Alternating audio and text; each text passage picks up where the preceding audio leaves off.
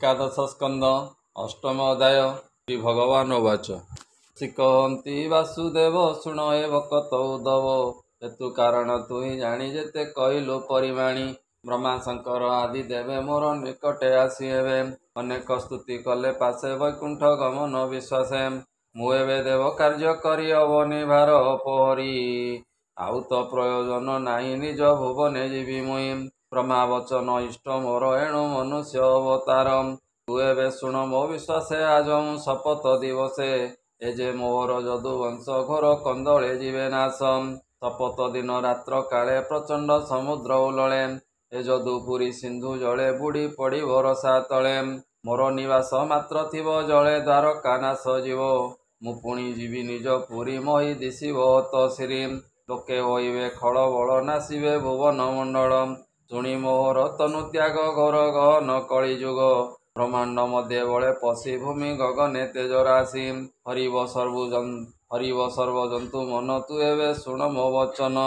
दंडे नर मोर संगे अरण्ये पश जाइबेगे ए घोर कली जुग गति लोके होइबे दुष्टमती हिंसा बहिबे के सर्वे मजिबे दुख सुखे अगम्य करिबे गमन नंदिबे निगम वचन एणु होइबे अल्पायुष पापे सकले जीवे नाशम तु एबे छाड़ सुत चित दारा सेवक प्रेम चित सकल कर्म दूर करी मोर चरण चित्ते धरी पृथ्वी करी पर्यटन असत्य देख त्रिभुवन दृष्टि श्रवण वाक्य मने जेते विचार अवदाने ए सर्व मायार संचार एणे विश्वास तु न कर विविध मते चित्त भ्रमे अंध जेसने घोर तमे संसार भेद बुद्धि करे दोष दोष न विचारे अकर्म कर्म बोली मणे विकर्म बिंदी विचारणे एणु मणई गुण दोष भेद व्यवहारे बुद्धि भ्रंशम वेद वचन हि मते कर्मानुसारे निज पते नियत कर्म न करई विकर्म दोष गुण वही निषेध कर्म बोली तारे जेणु पड़ ये संसारे ଏହା ତୁ ସୁମନେ ବିଚାରି ଚଞ୍ଚଳ ଚିତ୍ତ ସ୍ଥିର କରି ସର୍ବ ଇନ୍ଦ୍ରିୟ ମନ ରୁନ୍ଧି ନିୟତେ କର୍ମେ ଦେଇ ବୁଦ୍ଧି ଆତ୍ମାକୁ ଦେଖି ସର୍ବମୟ ବିବେକ ସୁଜ୍ଞାନ ଉଦୟ ସମାଧି ବସି ଯୋଗ ଧ୍ୟାନେ ଆତ୍ମାକୁ ଦେଖ ଆତ୍ମଜ୍ଞାନେ ଏଣେ ସନ୍ତୋଷ ମନ ରହ ଖଣ୍ଡିବୁ ସକଳ ସନ୍ଦେହ ଯାର ହୃଦୟରେ ଦୋଷ ଗୁଣ ଭେଦ ନ କରେ ଉଚ୍ଚାରଣ ସକଳ ସମାନ ଦେଖ ଇ ବିଧି ନିଷେଧ ତାର ନାହିଁ ବାଳକ ବାଳିକା ସଙ୍ଗତେ ଅଜ୍ଞାନେ ଖେଳନ୍ତି ଯେମନ୍ତେ ए बाल स्वभाव गुण वही संग असंग न जाणई वितर्क ज्ञानी सेई मते क्रीड़ा कर ये जगते सकल देख ई समान एणु न करे वस्तु ज्ञान तु एबे सर्व प्राणी हिते निरते थाओ शांत चिते निरते ज्ञाने मन देई मन निश्चले रख तुई संसार देख मो स्वरूपे जन्म नोइबु भव कूपे श्रीशुक उवाच उद्धव उवाच कृष्णर वचन शुणी उद्धव केदवन प्रणाम करी कृष्ण पादे कही शोक गद गदे हेमहा जोगी जोगेश्वर दुर्लभ वचन तुमर नपसे मोहर हृदय नलिनी जले जल प्राय तुम्भे कहिल त्याग गुण जे धर्म सन्यास लक्षण धर्म जड़ित मोर मने सर्वदा विषय चिंतने तोर भक्ति नाही चित्ते मन को कहिबी केमते तोर स्मरण जार दूरे कि रूपे त्यागता संसारे जे किछि तोर चरणे मुई पुछई दासपणे मूढ़ माया जड़ मति भोनाथ शुण यदुपते मुई मोर ए संसार सकल कर्म हि मोर मते जड़ित मोर चित्त एणु मो कैवल्य वंचित असत्य सुत द्वारा धन मो मने करे नित्य ध्यान माया संकट घर जड़ी भव बंधने अच्छी पड़ी ए मोर माया जाल पास किंचिते छेद पितवास निश्चय करी निज दास कह तो मार्ग उपदेश तु आत्मा सत्य नित्य निधि 14 भुवने प्रसिद्धि तु ब्रह्म ज्ञान गुरुदाता तो बिनु नाही अन्य कर्ता नाना प्रपंच वेदवादे के अच्छी सुर सभा मध्य ब्रह्मादि देवगण जेते तोर माया विमोहिते विषय ध्यान अविरत एणु तो मार्गे से वंचित से जेबे तो अवधारी तो माया न पारिले हरि अशेष महिमा तोहर सर्वज्ञ जगत ईश्वर जेणु तु अष्टनिधि धारी तेणु तु सर्व अधिकारी अकुंठ वैकुंठ महिमा वेद न जाने तोर सीमा हे जगन्नाथ नारायण तो पादे पशिली शरणम तो नाम दुरित दहन मो पाप कर विमोचन उद्धव वाक्य यदुमणि मन हृदय तार जानी श्री भगवान वचन बोलंती कमल अवलोचन उद्धव शुण मो वचन যে প্রাণী বেদ তত্ত্ব জানে মোর মহিমা ପରିମାଣେ ବିତର୍କେ ଭ୍ରମଇ ସଂସାରେ ଆତ୍ମାକୁ ଆପଣେ ଉଧରେ ମତି ଆତ୍ମା ଗୁରୁପଣେ ଆତ୍ମାକୁ ବୁଝାଇ ଆପଣେ ଆତ୍ମାରେ କରେ ଆତ୍ମା ଲୀନ କେବଳ ଚିତ୍ତେ ଅନୁମାନ ଆତ୍ମା କୁଶଳେ ସର୍ବସିଦ୍ଧି ତରଇ ସଂସାର ଜଳଧି ଜ୍ଞାନ ବୁଝଇ ଧୀରପଣେ ଆତ୍ମା ସମାଧି ଅଭ୍ୟାସଣେ ଆତ୍ମାକୁ ଦେଖ ସର୍ବଭୂତେ ନିର୍ଲୋପ ସର୍ବଶକ୍ତି ଜୁତେ ଏବେ ତା କହିବା ବିଶ୍ୱାସେ ସେ ପୁରାତନ ଇତିହାସେ ଯଦୁ ରାଜନ ଅବଧୂତ ଏବେନି ଜନକ ଚରିତ ବ୍ରାହ୍ମଣ ଅବଧୂତ ରୂପେ ମିଳିଲା ନୃପତି ସମୀପେ ସର୍ବଭୂତେ ଦୟାପର ନିର୍ଭୟ ନିର୍ମଳ ଶରୀର ଦେଖି ତାହାର ଦିବ୍ୟ ଜ୍ୟୋତି ବିଶ୍ୱାସେ ପୁଛଇ ନୃପତି ଶ୍ରୀ ଯଦୁର୍ବାଚ ଭମୁନି ନମେ ତୋ ଚରଣେ ଏକାନ୍ତେ ଭ୍ରମୁଖୀ କାରଣେ ଦୃଷ୍ଟି ଶ୍ରବଣ ଦେହ ବହି ନ ଦେଖି ନ ଶୁଣୁ କିମ୍ପାଇଁ ଏ ସର୍ବଲୋକ ଭବ କୋପେ ନିତ୍ୟ ଦଗଦ ନାନା ତାପେ ଏହାଙ୍କ ମଧ୍ୟରେ ତୁଜେ ଯାଇ ସାଧୁ ସୁନ୍ଦର ଦେହ ବହି କିମ୍ପା ସଂସାର ତାପ ତୋତେ ନବାଦେ ସନ୍ଦେହ ମୋ ଚିତେ ଯେମନ୍ତେ ଗଙ୍ଗା ଜଳେ ହସ୍ତେ ଅଙ୍ଗକୁ ନ ଲାଗେ ତପତି ଏହି ପ୍ରକାରେ ତୋର ଦେହ ସ୍ପର୍ଶ ବିହୀନ କିମ୍ପା କମ୍ ସେ କେବଳ ପ୍ରୟୋଜନ ଶୁଣି ଆନନ୍ଦ ହେଉ ମନ ରାଜା ବଚନେ ଅବଧୂତ କ୍ଷଣେ ହୋଇଲେ ସ୍ତମ୍ଭୀଭୂତ ରାଜାର ମୁଖ ଚାହିଁ ଧୀରେ ବୋଲନ୍ତି ବଚନ ଗମ୍ଭୀରେ ଅବଧୂତ ବାଚ ନହେ ଯଦୁ ନୃପବର ଅନେକ ଗୁରୁ ଅଛି ମୋର ଶ୍ରବଣେ ଯେବେ ଇଚ୍ଛା ତୋର ଯାଠାରୁ ଯେ ଦୀକ୍ଷା ମୋର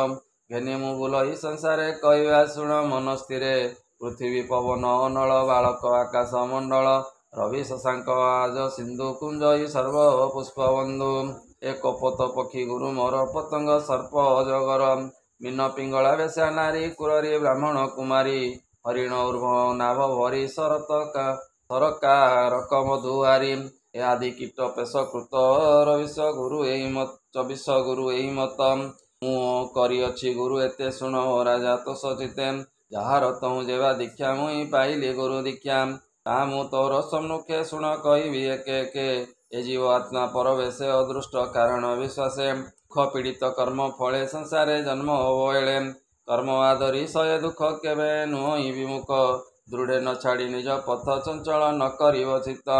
ଏଣୁ ମୁଁ ଦୁଃଖ ସୁଖ ବହି ଏହା ଶିଖିଲି ପୃଥ୍ୱୀ ତହିଁ କର୍ମ କଷଣ ସହି ଧୀରେ ଭ୍ରମଇ ସଂସାର ସାଗରେ ଧନ୍ୟ ଜୀବନ ଏ ଜଗତେ ଯେ ପ୍ରାଣ ଧରେ ପ୍ରାଣୀତେ ଧନ୍ୟ ଜୀବନ ଧନ୍ୟ ତାର ଦୁର୍ଲଭ କର୍ମ ଏ ବ୍ୟବହାର ଏହା ମୁଁ ବୃକ୍ଷଙ୍କର ସ୍ଥାନେ ଶିଖିଲି ପର୍ବତ ଗହନେ କେବଳ ଦେହ ମାତ୍ର ଧରି ଇନ୍ଦ୍ରିୟ ତର୍ପଣ ନ କରି ଜ୍ଞାନ ଉଦ୍ଦେଶ୍ୟ ଶୁଦ୍ଧ ମନ ନ କରି ମାୟା ଜଡ଼େ ଛନ୍ନ ନଗେନି ପର ଗୁଣ ଦୋଷ ଇନ୍ଦ୍ରିୟ ଭୋଗ ସୁଖ ଲେଶମ ଅସତ୍ୟ ଭୋଗ ଯେବେ ଥିବ ସର୍ବଥା ତାହା ନ କରିବ ଦେଖ ପବନ ଏ ଶରୀରେ ବହି ଅନ୍ତର ବାହାରେ ସର୍ବତ୍ରେ ବସଇ ଶରୀରେ ଦେଉ ସର୍ବଗନ୍ଧରେ ଏଣୁ ସକଳ ଦେବେ ଥାଇ ଉଦାସୀ ଜନ ପ୍ରାୟ ହୋଇ ଏ କାହାରି ସଙ୍ଗେ ସଙ୍ଗ ନୁହେଁ ସମେ ବସଇ ସର୍ବଦେହେ ଏଣୁ ମୁଁ ପବନେ ବିଚାରି ଶିଖିଲି ଗୁରୁ ଶିକ୍ଷା କରି ଏଣୁ ପବନ ପ୍ରାୟ ହୋଇ ସଙ୍ଗତେ ଥାଇ ନ ମିଶଇ ମେଘ ଯେ ଶୂନ୍ୟ ଜନ୍ମ ହୋଇ ଶରୀରେ ଆକାଶ ଢାଙ୍କଇ ଭୂମି ଲୋକଙ୍କୁ ଛାୟା ଦିଶେ ସେ ଯେନେ ଆକାଶେ ନ ମିଶେ ଶେଷନେ ଆତ୍ମା ଦେହ ତୁଲେ କଦା ନ ମିଶଇ ଭଲେ ଏଣୁ ଆକାଶେ ଗୁରୁ କରି ହବନି ମଧ୍ୟ ଦେହ ଧରି ଆନନ୍ଦେ ବ୍ରହ୍ମଇ ସଂସାରେ ସ୍ୱରସ ନ କରି କାରେ ଏଣୁ ଆକାଶ ଗୁରୁ ମୋର ଏବେ ଶୁଣ ନୃପବର